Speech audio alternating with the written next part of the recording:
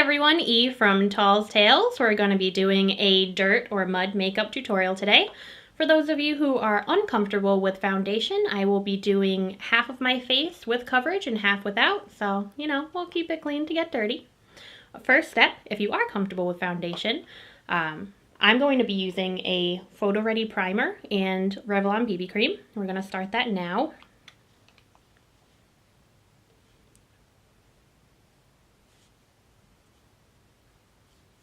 So for this, you can see I'm just applying it to the right side of my face. I'm going to try to keep it as even as possible for you. This is my primer.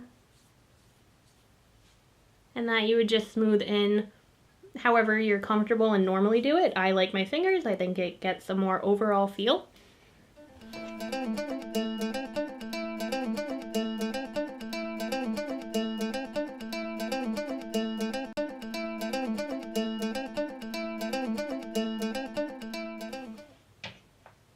I'm going to be finishing it up by adding a little bit of pressed powder to the shiny edges, any part of your nose, your chin, your forehead where oil, naturally develops, or you might gather a little bit more sweat during the day, just to make sure that everything stays in place, doesn't slide around, and, looks photo ready and nice.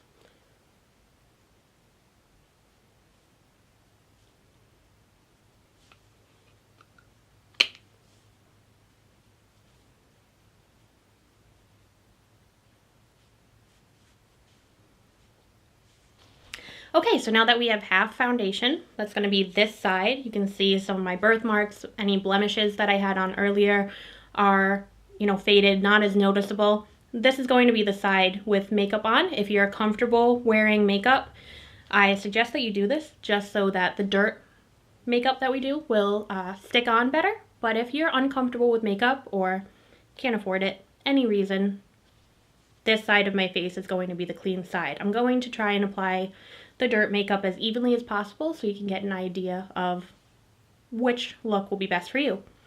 I have 3 different methods to try today.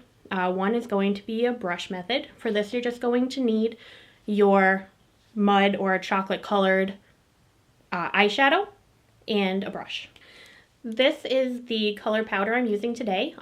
This, if you're interested in what brand, it's just a Revlon Earth Tones eyeshadow palette.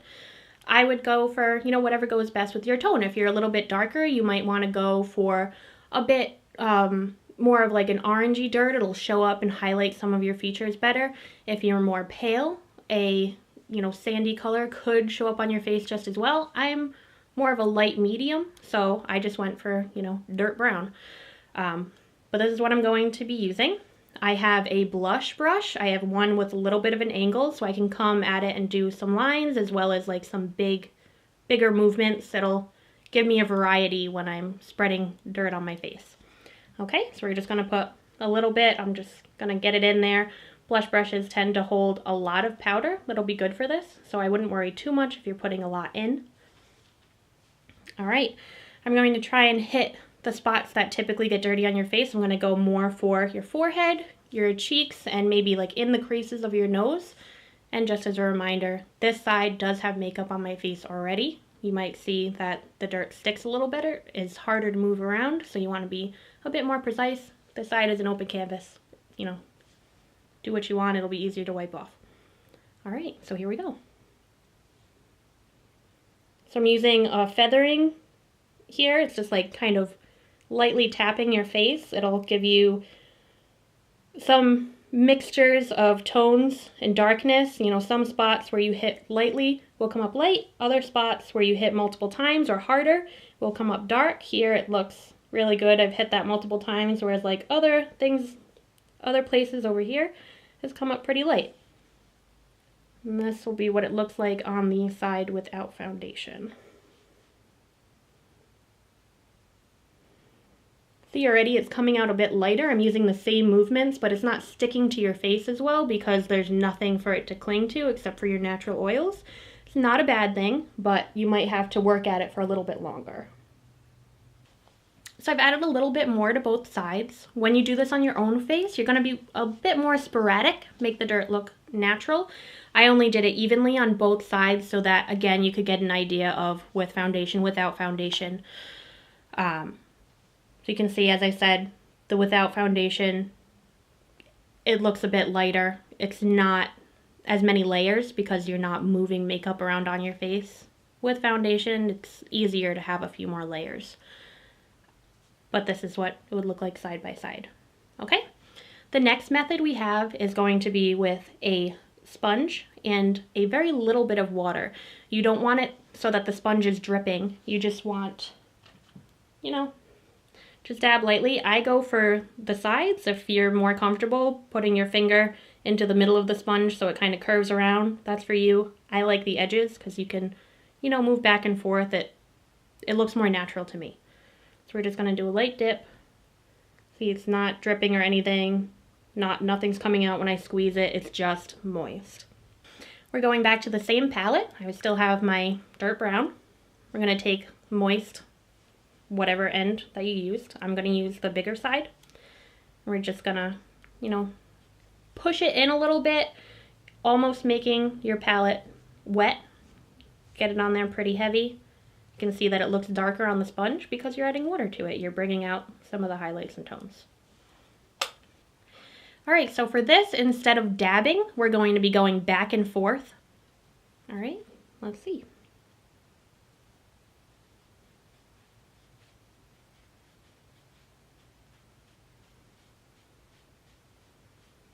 All right, so you can see here we've got, you know, sporadic tones, just like we did with the brush. There are some areas that you hit harder when you're going up and down that are going to be darker, and other areas you hit lighter that are going to be of a lighter shade when you hit them. And if you start to see any lines, you can just go in and move one direction to blend. This for me is probably my favorite. You get, you know, the sporadic look. You can have really dark edges. You can go in the crease of your nose and make it look really dirty, and it'll stick, and it's pretty easy to get in there with the corner. And it's not as, you know, light, and there's a lot of different layers when you use the sponge. Okay, so now we're going to go on the other side of the face. We're going to show you the same back and forth movements with a little cleanup, you know, striking down. All right, so you can already see that it's not sticking as well, so you might have to go at it a little bit rougher. You will still get a variant in tone, but I just personally like it with foundation a bit more for this method. The glycerin that's coming up next will stick to your skin naturally because it has a lot of oils. All right, but so you can see we still have, kind of looks like I got punched in the face. We still have a darker tone on my cheekbone, and I'm going to smear some in the corner of my nose on this side as well, so you can see different highlighted tones. Okay. For the third and final method, we'll be using a sponge again, but this time with glycerin. It doesn't matter what brand you use. Some companies come at it and say, you know, ours is better, but as long as it's 100% glycerin, there's not a lot that can be different. I just have a store brand here and it works just fine for me. I'm gonna take it and put a little bit on our sponge again. We don't want it to be soaked or dripping, but we do want a nice even layer. And we want to let the sponge suck it in naturally. Don't go spreading it around with your fingers. You're gonna get oil on your hand and you can mess it up when you go to touch up later. All right. And again, we're going for the Dirt Brown. It's already dry from when we used water, so if yours isn't, you probably used a bit too much water. Just let it dry before putting anything else in. Here we go. So you can see the glycerin leaving a mark. It should dry fairly quickly. If it doesn't, again, you're probably using too much glycerin.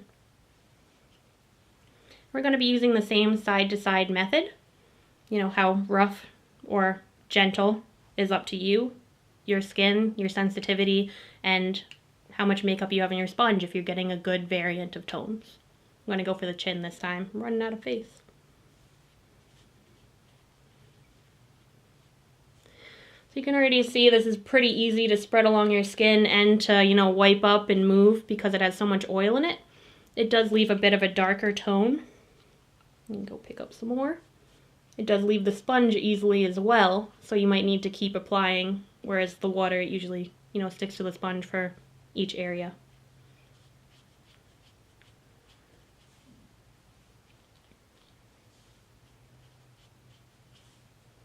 All right, so you have a good start to finish. It'll get heavier and then lighter, and That's pretty much it. It's very close to the water look, but I think it's easier to have it stick to your skin.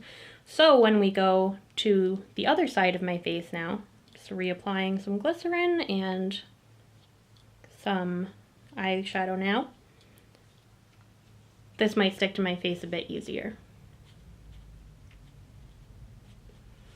See, definitely more visible than the water because of the natural oils and the glycerin.